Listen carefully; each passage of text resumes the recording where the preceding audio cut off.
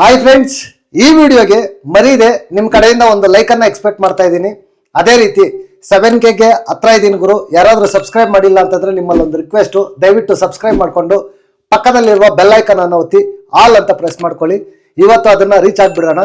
ಅದೇ ರೀತಿ ನಿಮ್ಮ ಫೇವರೇಟ್ ಕಂಟೆಸ್ಟೆಂಟ್ ಯಾರು ವಿನ್ ಆಗಬೇಕು ಅಂತ ನೀವು ಅಂದ್ಕೊಂಡಿದ್ದೀರಾ, ಈ ವಿಡಿಯೋ ಕೆಳಗಡೆ ಕಮೆಂಟ್ ಮಾಡಿ ನೋಡೋಣ ಯಾರ್ದು ಜಾಸ್ತಿ ಕಮೆಂಟ್ಸ್ ಬರುತ್ತೆ, ಲೈಕ್ಸ್ ಬರುತ್ತೆ ಅಂತ. ಎಂಡ್ ಆಫ್ ದಿ ಡೇ ಗೊತ್ತಾಗುತ್ತೆ. ಈಗ ನೆನ್ನೆ ಬಿಗ್ ಬಾಸ್ ಮನೆಯಿಂದ 6th ಪ್ಲೇಸ್ ಅಲ್ಲಿ ಎಲಿಮಿನೇಟ್ ಆಗಿ ಆಚೆ ಬಂದಿದ್ದು ಭವ್ಯ ಗೌಡ ಅವರು ಎಲಿಮಿನೇಟ್ ಆಗಿ ಆಚೆ ಬಂದಿದ್ರು. ಇನ್ನು ಉಳಿದಿರೋದು 5 ಜನ ಇಲ್ಲಿವರೆಗೂ ಬಂದಿದ್ದಾರೆ ಅಂತಂದ್ರೆ ಡಿಸರ್ವ್ ಅಂತ ಹೇಳ್ಬೇಕು ಗುರು. ಯಾಕಂತಂದ್ರೆ ವೋಟಿಂಗ್ ಇಲ್ಲದೆ, ಪರ್ಫಾರ್ಮೆನ್ಸ್ ಇಲ್ಲದೆ ಇಲ್ಲಿ ತನಕ ಬರೋದಿಕ್ಕೆ ಸಾಧ್ಯ ಇಲ್ಲ. ಜನ ಮೆಚ್ಚಿದ್ದಾರೆ ಅಂದ್ರೇನೆ ಈ 5 ಜನ ಇಲ್ಲಿವರೆಗೂ ಬಂದಿರೋದು.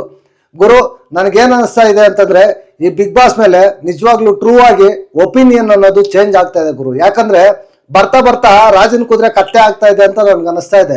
ಬಿಗ್ ಬಾಸ್ ಮನೆಯಲ್ಲಿ ಆಟಕ್ಕೇನು ಬೆಲೆ ಇಲ್ವಾ ಅಂತ ಅನಿಸ್ತಾ ಇದೆ ಗುರು. ನಿಜವಾಗ್ಲೂ ಸಿಕ್ಕಾಪಟ್ಟೆ ಬೇಜಾರಾಗ್ತಾ ಇದೆ. ಯಾಕೆ ಅಂತಂದ್ರೆ ಅನ್ಫಾರ್ಚುನೇಟ್ಲಿ ಎಲಿಮಿನೇಟ್ ಆಗಿ ಆಚೆ ಬರ್ತಾ ಇರೋದು 5ನೇ ಪ್ಲೇಸ್ ಅಲ್ಲಿ ಬೇರೆ ಯಾರು ಅಲ್ಲ, ಉಗ್ರಂ ಮಂಜಣ್ಣ ಅವರು ಎಲಿಮಿನೇಟ್ ಆಗಿ ಆಚೆ ಬಂದಿದ್ದಾರೆ ಗುರು. ಎಲ್ಲಾ ತರವಾದ ಎಂಟರ್ಟೈನ್ಮೆಂಟ್ ಕೊಟ್ಟು ಟಾಸ್ಕ್ ಆಡಿ ಚೆನ್ನಾಗಿ ಪರ್ಫಾರ್ಮೆನ್ಸ್ ಮಾಡಿ ಇರೋದು ಟ್ರೂ ವಿನ್ನರ್ ಅಂದ್ರೆ ಮಂಜಣ್ಣ ಅಂತ ನನ್ನ ಪ್ರಕಾರ ಗುರು. ಯಾಕಂತಂದ್ರೆ ಆ ರೀತಿ ಪರ್ಫಾರ್ಮೆನ್ಸ್ ಕೊಟ್ಟಿದ್ದಾರೆ. 5th ಪ್ಲೇಸ್ ಅಂದ್ರೆ ನಿಜವಾಗ್ಲೂ ನನ್ಗೊಂಥರ ಶಾಕಿಂಗ್ಗೆ. ನಿಮ್ಗೆ ಏನ್ ಅನ್ನಿಸ್ತು? ಯಾರನ್ನ ಫೇವ್ರೇಟ್ ಮಾಡೋದಕ್ಕೋಸ್ಕರ ಈ ತರ ಬಿಗ್ ಬಾಸ್ ಟೀಮ್ ಮಾಡಿದ್ದಾರೆ ಅಂತ ಈ ವಿಡಿಯೋ ಕೆಳಗಡೆ ಕಮೆಂಟ್ ಮಾಡಿ. ನೆಕ್ಸ್ಟ್ ವಿಡಿಯೋದಲ್ಲಿ ಸಿಗೋಣ. Until take care, bye bye, ನಮಸ್ತೆ.